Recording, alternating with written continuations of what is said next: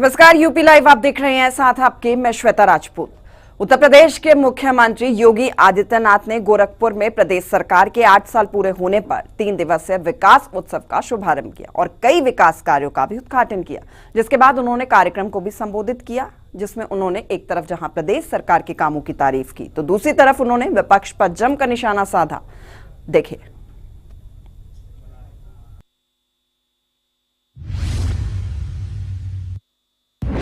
विकास के बड़े बड़ी परियोजनाओं को जमीनी धरातल पर उतार करके प्रत्येक क्षेत्र में देश का नंबर 1 अग्रणी राज्य बन करके उभरा है। उत्तर प्रदेश के मुख्यमंत्री योगी आदित्यनाथ मंगलवार को गोरखपुर दौरे पर रहे, जहां उन्होंने एक तरफ जहां प्रदेश सरकार के 8 साल पूरे होने पर 3 दिवसीय विकास उत्सव का शुभारंभ किया, वहीं उन्होंने रामगढ़ ताल के सामने महंत दिग्विजय नाथ पार्क में आयोजित 20 से अधिक विभागों की विकास और जन कल्याण केंद्रित प्रदर्शनी का उद्घाटन किया। साथ ही उन्होंने मुख्यमंत्री युवा उद्यमी के तहत युवाओं के बीच लोन और 50 दिव्यांगजनों के बीच ट्राईसाइकिल का भी वितरण किया। इसके अलावा सीएम योगी ने विभिन्न योजनाओं के 25 लाभार्थियों को प्रमाण पत्र देकर सम्मानित किया। कार्यक्रम के दौरान सीएम योगी ने मंच को भी संबोधित किया, जिसमें उन्होंने एक तरफ जहां विपक्ष पर जमकर निशाना साधा, वहीं दूसरी तरफ उन्होंने बीजेपी सरकार के कामों का भी जिक्र किया, जिससे प्रदेश का हर क्षेत्र में विकास संभव हो सका। जो प्रदेश पहले विकास में बैरियर माना जाता था, जिस प्रदेश के नौजवानों के सामने पहचान का संकट था, जिस प्रदेश में किसान आत्महत्या करता था, गरीब भूखमरी का शिकार होता था, बेटी और व्यापारी असुरक्षित थी, वही प्रदेश किसान को आत्मनिर्भर करने, महिला को सशक्तिकरण करने, नौजवान को नौकरी और रोजगार देने, विकास के बड़े बड़ी परियोजनाओं को जमीनी धरातल पर उतार करके प्रत्येक क्षेत्र में देश का नंबर 1 अग्रणी राज्य बन करके उभरा है। 2017 के पहले जो समय मेरे साथ इस आंदोलन में सहयोगी थे, वे सब जानते हैं कितनी कठिन परिस्थितियां थी, कितनी कठिन परिस्थितियां थी। हर दूसरे दिन दंगे होते थे। पिछली सरकार ने हर जिले में एक माफिया पैदा किया हुआ था, जो वहां पर वसूली करता था, जमीनों पर कब्जा करता था, अवैध खनन करवाता था, पशु तस्करी करवाता था। बेटी और व्यापारी के लिए उनके गुर्गे खतरे बने हुए थे। हमने माफिया को तो समाप्त किया ही, हमने उनके एम की तुलना में हर जिले में 1 डिस्ट्रिक्ट 1 मेडिकल कॉलेज देकर के प्रदेश की जनता के जीवन में व्यापक परिवर्तन लाने का काम किया। कार्यक्रम को संबोधित करते हुए सीएम योगी ने सांसद रवि किशन की भी चुटकी ली और कार्यक्रम में शामिल लोगों से पूछा कि वो रवि किशन को पहचानते हैं या नहीं और कितने लोगों ने उनकी फिल्में देखी हैं। गोरखपुर के लोकप्रिय सांसद श्री रवि किशन शुक्ला जी, रवि किशन को पहचान रहे हैं ना? कितने लोगों ने उनकी फिल्म देखी है? और फ्री में कितने लोगों ने देखी है? फ्री में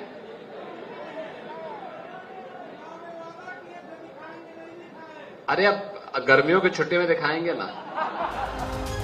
इस दौरान बीजेपी सांसद रवि किशन ने भी कार्यक्रम को संबोधित किया, जिसमें उन्होंने एक तरफ जहां कोरोना काल में बीजेपी के सरकार के कामों की तारीफ की, वहीं दूसरी तरफ उन्होंने महाकुंभ का भी जिक्र किया, जिससे प्रदेश की अर्थव्यवस्था में तेजी से वृद्धि हुई। कि हम नहीं संभाल पाए महाराज जी, सबके यहाँ पे एक्सेप्ट कहीं ना बॉर्डर से बस में बिठाई ना, भोजन पानी व्यवस्था, 25 करोड़ की आबादी को बचाने की चिंता, पिता की मृत्यु, और उस समय महाराज जी निरंतर काम कर रहे हैं। अंत्येष्टि देना ही गई ना, कहे कि उनके 25 करोड़ के अपने ही समाज के, अपने ही परिवार के बचाए के रहल। एक मुख्यमंत्री संत, एक 25 करोड़ मतलब एक देश अपने आप में। उसको लेके चलब, अर्थव्यवस्था के लेके चले के बाद निवेश के और ऊपर पर आ गई महाकुंभ, सबके लगल का हो।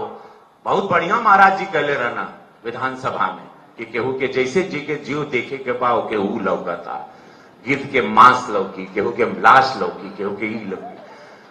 जहां हमनी का हिंदू लोगन का सनातन का आस्था रहे, कमाई रहल, आस्था के साथ अर्थव्यवस्था पहली बार विश्व ने देखा, एकरे पहले कबो ना रहल हो कि आस्था में अर्थव्यवस्था हुई। आज कोनो कमी नहीं थे उत्तर प्रदेश में। $1 ट्रिलियन बनी प्रधानमंत्री मोदी जी के $5 ट्रिलियन के सहारा एगो बल मिला था।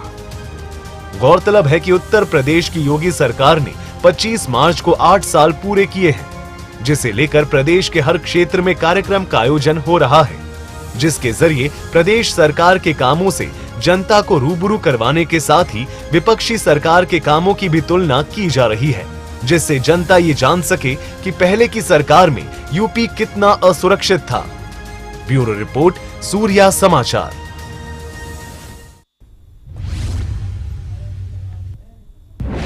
मुख्यमंत्री योगी आदित्यनाथ मंगलवार को योगी राज बाबा गंभीर नाथ के योगदान पर आयोजित 2 दिवसीय राष्ट्रीय संगोष्ठी के उद्घाटन समारोह में शामिल हुए, जहां उन्होंने कार्यक्रम को संबोधित किया और पीएम मोदी की जमकर तारीफ भी की। देखिए।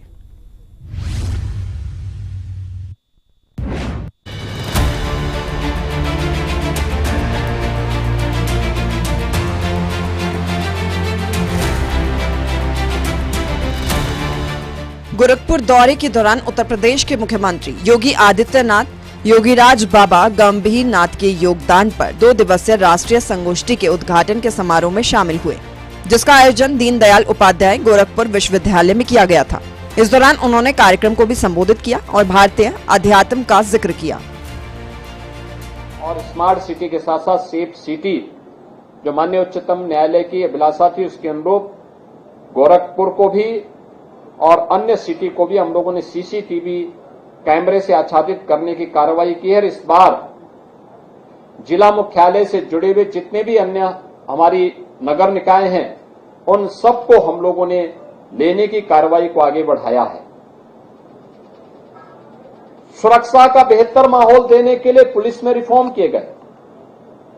पुलिस रिफॉर्म की स्थिति ये थी, 7 नए पुलिस कमिश्नरेट बनाए गए। प्रदेश के अंदर जोन स्तर पर एडिशनल डीजी स्तर के अधिकारी की तैनाती की गई, रेंज स्तर पर आईजी स्तर के अधिकारी की तैनाती की गई, जनपद स्तर पर भी बेहतर ढांचा खड़ा किया गया और अब तक हम लोग 2,12,000 से अधिक पुलिस कार्मिकों की भर्ती करने में सफल हुए हैं, जिनमें 1,56,000 पहले ही अपनी सेवाएं प्रदान कर रहे हैं। 60,200 की भर्ती अभी यहां पर संपन्न हुई। इस दौरान उन्होंने पीएम मोदी का भी जिक्र किया और अध्यात्म को लेकर उनके उठाए गए कदमों की सराहना की। कार्यक्रम को संबोधित करते हुए सीएम योगी ने कहा कि 10 सालों में आपने बदलते हुए भारत को देखा है। पहले भारत को कोई नहीं पूछता था, लेकिन 10 सालों में आप बदले हुए भारत को देख रहे हैं। Super speciality block BRD medical college में संचालित हो चुके हैं, यानी स्वास्थ्य की सुविधाएं और इंसेफ्लाइटिस की बीमारी का खात्मा भी करने में हमें इन 8 वर्षों में सफलता प्राप्त हुई। पिपराइच में शुगर मिल फिर से चालू हो चुकी। योगी सरकार के 8 साल पूरे होने पर पूरे प्रदेश में कार्यक्रम का आयोजन किया जा रहा है, जिसमें प्रदेश के मंत्री और विधायक शामिल भी हो रहे हैं, जो इस कार्यक्रम के जरिए सरकार की उपलब्धियों को गिनवा भी रहे हैं। देखिए।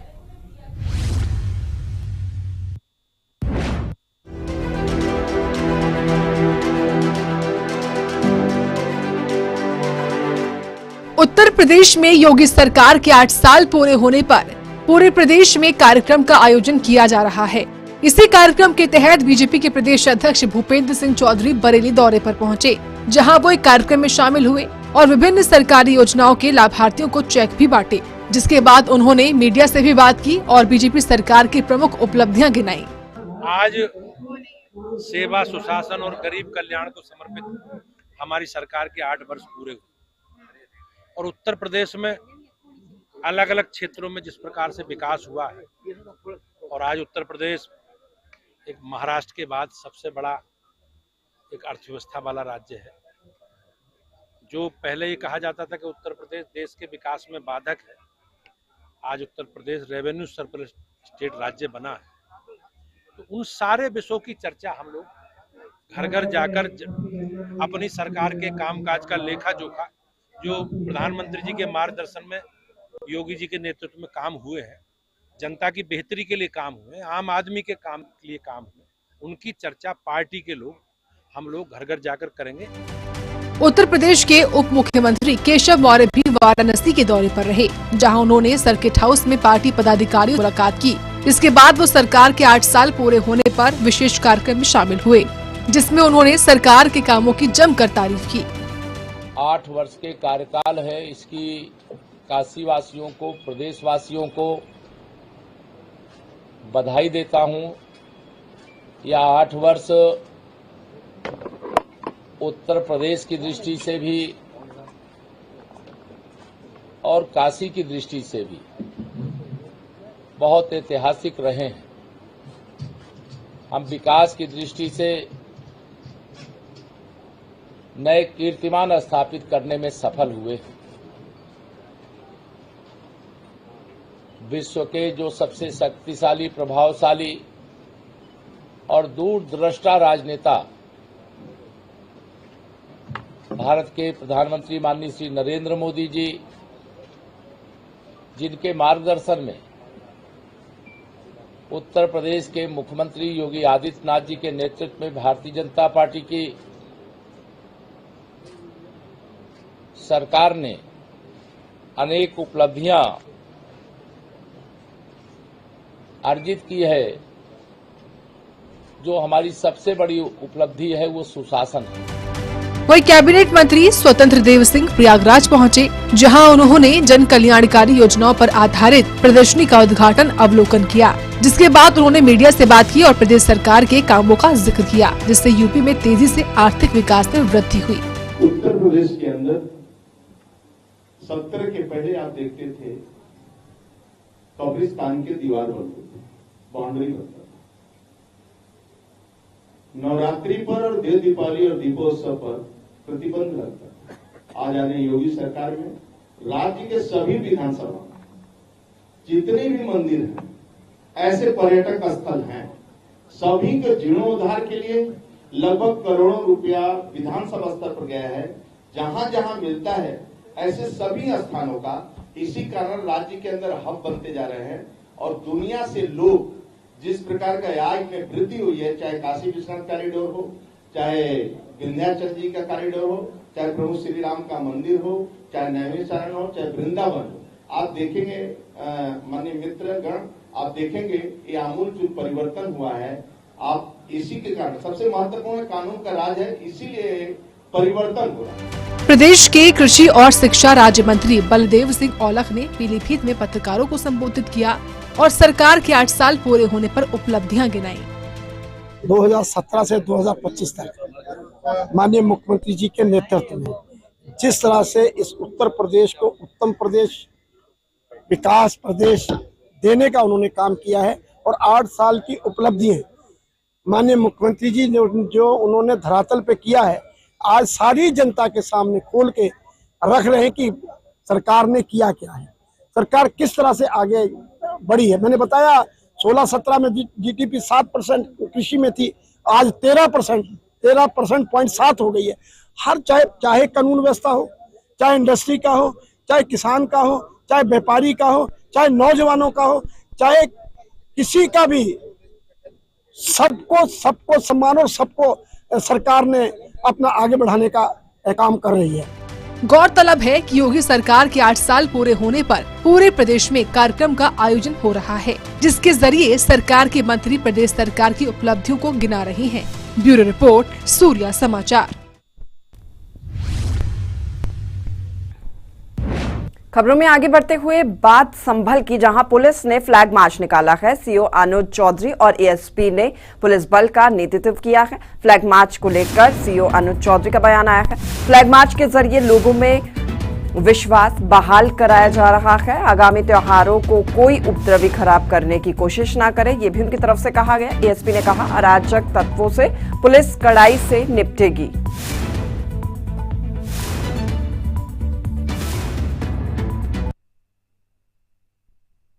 बिल्कुल संभल नगरीय क्षेत्र में रूट मार्च किया गया है और संपूर्ण पुलिस बल के साथ पीएससी के भी जवान थे और रूटीन में ही यह फ्लैग मार्च हुआ है, रूट मार्च हुआ है और सभी में विश्वास जगाया गया है। कहीं भी अशांति नहीं है, संपूर्ण शांति है और सभी त्योहार सकुशल संपन्न कराए जाएंगे। सर, जो अराजक तत्व होते हैं उनके लिए क्या संदेश पुलिस को है? अराजक तत्वों से पुलिस कड़ाई से निपटेगी और किसी ने अफवाहें फैलाने की कोशिश की तो सोशल मीडिया मॉनिटरिंग इसमें नजर रख रहा है। यदि किसी ने कोई भी अफवाह फैलाने की कोशिश की तो तुरंत ही डिटेक्ट होगा और कठोर विधि कार्रवाई सुनिश्चित की जाएगी। सर, सभा सांसद के यहाँ आज पुलिस गई थी, क्या पूरा मामला? एसआईटी टीम द्वारा अपना विवेचनात्मक कार्य किया जा रहा है और शीघ्र ही विवेचनाओं का निस्तारण किया जाएगा। क्या सर नोटिस? पूरे संभल क्षेत्र में नकासा और संभल कोतवाली का क्षेत्र, सरायतरीन, इन सब में पैदल मार्च किया गया है और इसका पैदल मार्च का मतलब ये है कि इस आम जनता में एक विश्वास बने और कोई उपद्रवी जो है, ये अब जैसे त्योहार आ रहे हैं, कहीं रामनवमी है, ईद है, तो कोई इसमें खराब करने की कोशिश न करे। संभल में सपा सांसद बर्ग के घर में पुलिस की टीम पहुंची। अफसरों की टीम ने घर पर दस्तक दी और यूपी पुलिस ने इस दौरान पूछताछ के लिए बुलाया। संभल हिंसा में शामिल होने के आरोपों का दरअसल सांसद सामना कर रहे हैं। इलाहाबाद हाई कोर्ट ने सांसद की गिरफ्तारी पर रोक लगाई थी।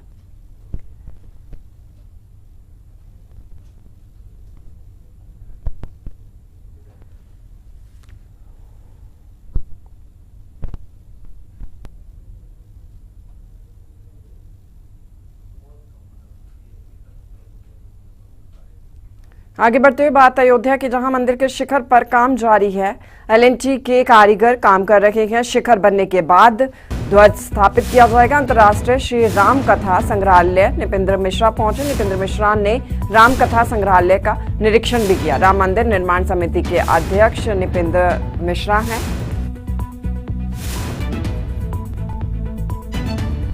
मंदिर के शिखर पर काम जारी है। एलएनटी के कारीगर काम कर रहे हैं। शिखर बनने के बाद ध्वज स्थापित किया जाएगा। अंतर्राष्ट्रीय श्री राम कथा संग्रहालय में निपेंद्र मिश्रा पहुंचे। निपेंद्र मिश्रा ने राम कथा संग्रहालय का निरीक्षण भी किया। राम मंदिर निर्माण समिति के अध्यक्ष हैं निपेंद्र मिश्रा। ये जानकारी आप तक हम पहुंचा दें।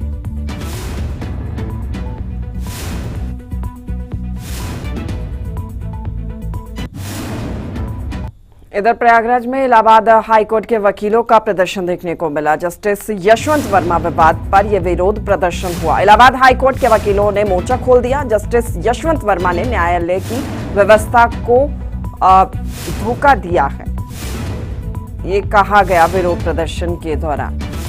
प्रयागराज में इलाहाबाद हाईकोर्ट के वकीलों का प्रदर्शन देखने को मिला। सभी वकील यहां प्रदर्शन करते हुए नजर आए। जस्टिस यशवंत वर्मा विवाद पर विरोध प्रदर्शन दरअसल किया गया।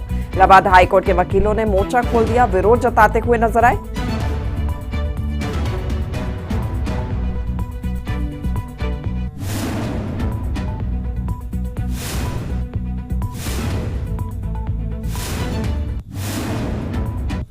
गाजियाबाद के गांव बगला में एक अनूठी विदाई का नजारा देखने को मिला, जहां मेरठ के एडवोकेट नवीन राघव अपनी दुल्हन सुरभि को हेलीकॉप्टर में विदा कराने पहुंचे, वो भी लगभग 1 महीने बाद। देखें।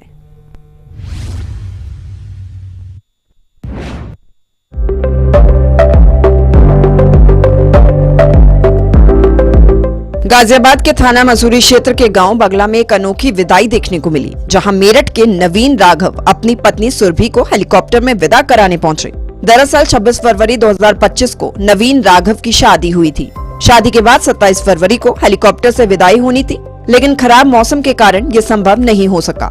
जिस ख्वाहिश को पूरा करने के लिए नवीन 25 मार्च को हेलीकॉप्टर से नजदीकी गांव बड़ायला पहुंचे और वे अपनी दुल्हन को लेकर मेरठ के लिए रवाना हो गए। नवीन राघव ने कहा कि हमारे परिवार में हेलीकॉप्टर से विदाई की परंपरा पुरानी है। पिछली बार मौसम खराब होने से हेलीकॉप्टर नहीं आ पाया, लेकिन मैंने वायदा किया था कि अपनी दुल्हन को उड़न खटोले में ही ले जाऊंगा। आज वो सपना पूरा हो गया और मुझे बहुत खुशी हो रही है कि मैं अपनी वाइफ को हेलीकॉप्टर से लेने आया हूँ। और तो बस यही है कि बस को सारी खुशी बयान नहीं कर सकते और इससे बढ़कर कुछ है नहीं कि पिछली बार भी हमने वो करवाया था, लेकिन उस बार मौसम खराबी की वजह से उतर नहीं पाया था। तो मैंने सोच रखी थी कि भाई अपनी बहू को हेलीकॉप्टर से ही लेके आना है, तो उसके लिए मैं दोबारा लेकर आया। ये सपना आपका था या परिवार में किसी? नहीं, मेरा ही सपना था जी। बड़े वाले भैया का भी पहले हेलीकॉप्टर से आई थी, मुझे बड़े वाले भैया की शादी हुई है, वो भी हेलीकॉप्टर से आई थी। बट इस बार थोड़ी प्रॉब्लम आ गई थी, जब पिछली बार बुक करा था शादी से अगले दिन, तो अभी 1 महीने बाद दोबारा बुक करा मैंने, दोबारा लेकर आया। वहीं दुल्हन सुरभि तोमर ने इसे लेकर खुशी जताई और इसे एक यादगार पल बताया। सबसे पहले इनको थैंक यू। और मेरा नाम सुरभि तोमर है, मेरे फादर का नाम नील तोमर है और दादाजी का नाम डॉक्टर रामचरण सिंह तोमर है। सबके ब्लेसिंग्स के साथ हम लोग अभी थोड़ी देर में फ्लाई करने वाले हैं। बस thank you so much for everything. गौरतलब है कि इससे पहले इस तरह के ऐसे कई मामले सामने आते रहे हैं जिसमें दुल्हन की विदाई हेलीकॉप्टर से होती है, जिसे हर कोई अपने कैमरे में कैद करना चाहता है, जिससे वो उस पल को यादगार बना सके। ब्यूरो रिपोर्ट, सूर्य समाचार। खबरों में आगे बढ़ेंगे। अपराधियों को लेकर उत्तर प्रदेश की पुलिस लगातार कार्रवाई कर रही है, जिससे अधिकारियों में खौफ पैदा हो सके, जिसका उदाहरण एक बार फिर प्रदेश के बुलंदशहर, मेरठ और मुरादाबाद में देखने को मिला, जिसे देख अपराधी भी कांप जाएंगे और वो अपराध से तौबा करने की सोचेंगे। आखिर क्या वो कार्रवाई है, जानने के लिए खास रिपोर्ट को देखिए।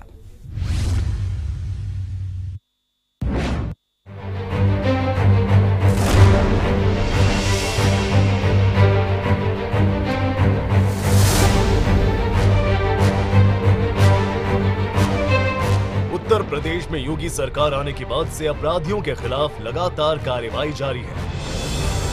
इसी बीच एक बार फिर उत्तर प्रदेश की पुलिस ने बुलंदशहर, मेरठ और मुरादाबाद में बड़ी कार्रवाई की है। बुलंदशहर में सिकंदराबाद पुलिस और स्वाट टीम ने मुठभेड़ में 15,000 के इनामी बदमाश को गिरफ्तार किया है, जिसकी जानकारी सिकंदराबाद सर्किल ऑफिसर पूर्णिमा सिंह ने दी।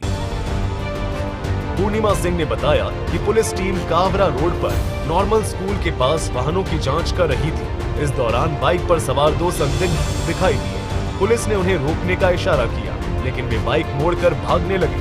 कुछ दूर जाकर उनकी बाइक फिसल गई। बदमाशों ने खुद को घिरा देख पुलिस टीम पर फायरिंग कर दी। पुलिस की जवाबी कार्रवाई में एक बदमाश के पैर में गोली लग गई। दूसरा बदमाश अंधेरे का फायदा उठाकर जंगल की तरफ भाग निकला। पुलिस उसकी तलाश कर रही है। 2025 की देर रात्रि थाना सिकंदराबाद पुलिस नॉर्मल स्कूल के पास चेकिंग कर रही थी। इसी दौरान पुलिस पार्टी के द्वारा 2 संदिग्ध बाइक सवार व्यक्तियों को रुकने का इशारा किया गया। इस पर उक्त व्यक्तियों के द्वारा भागने का प्रयास किया गया एवं पुलिस पार्टी के ऊपर फायरिंग की गई। आत्मरक्षा पुलिस के द्वारा फायरिंग में एक बदमाश घायल हो गया है। इसकी पहचान साजिद उर्फ साहिल निवासी दिल्ली के रूप में हुई है।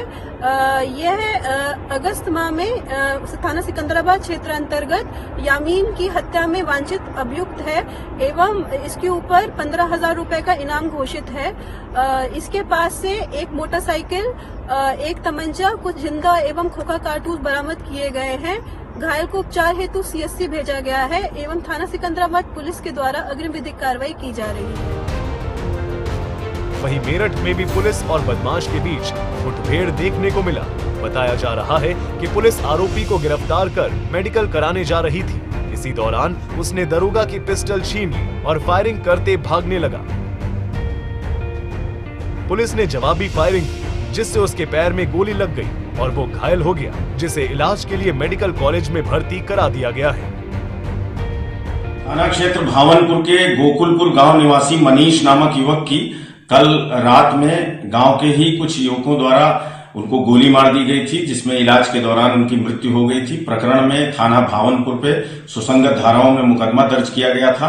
आज इस प्रकरण में नामजद आरोपियों में से एक प्रमुख आरोपी शिवम को गिरफ्तार किया गया था। गिरफ्तारी के बाद जब उसे मेडिकल परीक्षण हेतु CHC भावनपुर ले जाया जा रहा था, तो अचानक औरंगाबाद रोड पे पुल के पास जब बाइक धीमी हुई तो वो अचानक पुलिस के सब इंस्पेक्टर की पिस्टल को छीनकर भागने लगा। ये सूचना तत्काल प्रसारित की गई। थाना प्रभारी भावनपुर अपनी टीम के साथ मौके पे आए और कॉम्बिंग की गई। कॉम्बिंग के दौरान इसने सरकारी पिस्टल से पुलिस पार्टी पे फायर किया। जवाबी आत्मरक्षार्थ पुलिस की फायरिंग में इसको पैर में गोली लगी है। इसे घायल अवस्था में अस्पताल भेज दिया गया है और जो अग्रेतर विधिक कार्यवाही है वो थाना भावनपुर के द्वारा निष्पादित की जा रही है। मुरादाबाद में भी गोकशी करने जा रहे बदमाशों की पुलिस से मुठभेड़ हो गई। बाइक सवार बदमाशों ने पुलिस टीम पर फायरिंग कर दी, जिसके जवाब में पुलिस ने भी जवाबी कार्रवाई की। इस मुठभेड़ में दोनों आरोपियों के पैरों में गोली लगी, जिसके बाद पुलिस ने उन्हें गिरफ्तार कर लिया है और आगे की कार्रवाई में जुट गई है।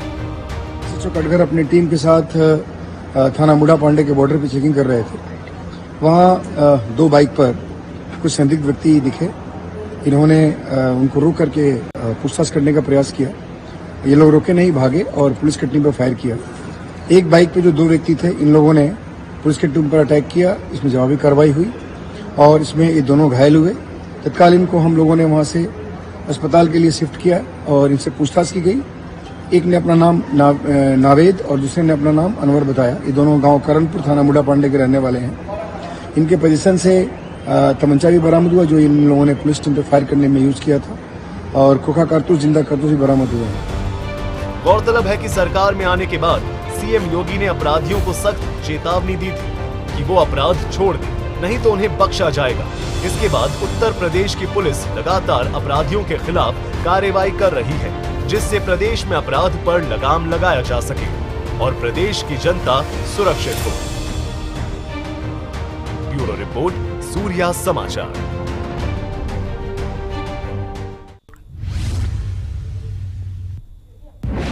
यूपी लाइव में इतना ही। आप बने रहिए हमारे साथ। नमस्कार।